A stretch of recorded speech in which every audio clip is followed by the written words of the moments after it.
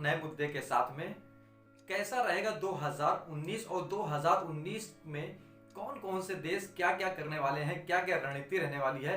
हालांकि साइबर युद्ध का दौर चल रहा है, साइबर युद्ध के दौर में भी हथियार खरीदने की होड़ मची हुई है।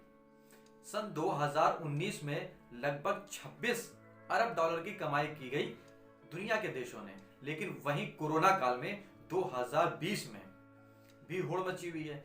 क्या कह सकते हैं, साइबर युद्ध पीछे है या कोरोना काल के बाद में हथियार खरीदने की होड़। हालांकि जिस तरीके से होड़ मची हुई है, 25 ऐसी शीर्ष कंपनियां हैं जिसमें से यूएई जो कि तेल निर्यातक देश बताया जाता है, वो भी अपना स्थान बनाए हुए हैं। हालांकि 2021 की शुरुआत होने वाली है, रक्षा की और भी बातें देखिए। जो यमन में संघर्ष चल रहा है उसको लेकर भी अमेरिका की रणनीति अब बदलेगी।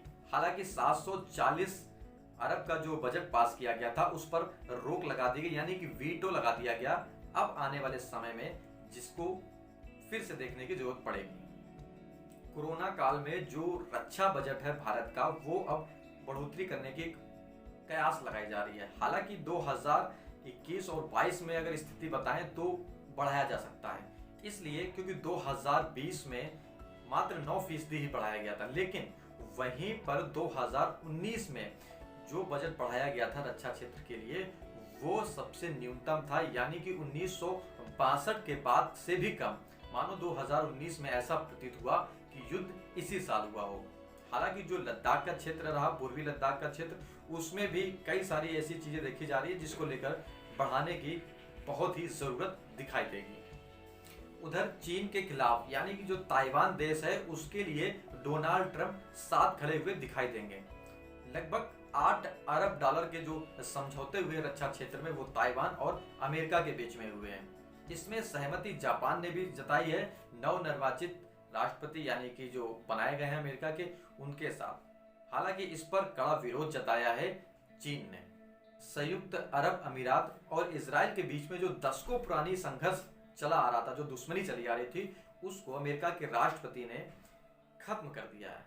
यानी कि संयुक्त राज्य अमेरिका, यानी कि जिसने पूरी मदद करी, जिसने सहयोग किया, वहीं यूएई ने इजराइल को अपनी मान्यता भी दे दी है इजराइल में। हालांकि ये तीसरा ऐसा देश खाड़ी का बन गया है जो अब जाकर के 2021 में संभावना है कि राजनीतिक संबंध अच्छे होंगे और रक्षा क्षेत्र के भी संबंध अच्छे होंगे, जो दुनिया में बेहतर काम करेंगे। भारत अब 2021 में 31 जेट फाइटर खरीद रहा है, किससे? रूस से।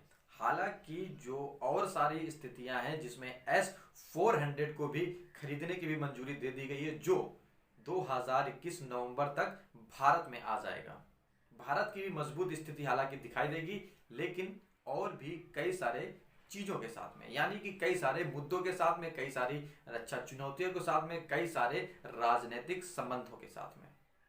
2021 में ही एक ड्रोन का नाम है जिसका नाम है हीरोन, वो भी प्राप्त हो जाएगा और लद्दाख की सीमा पर उसको रक्षा के लिए लगाने जाने की संभावना भी अब जताई जा रही है। फिर से हाजिर होंगे हम किसी एक नए मुद्दे के साथ, तब तक के लिए नमस्कार।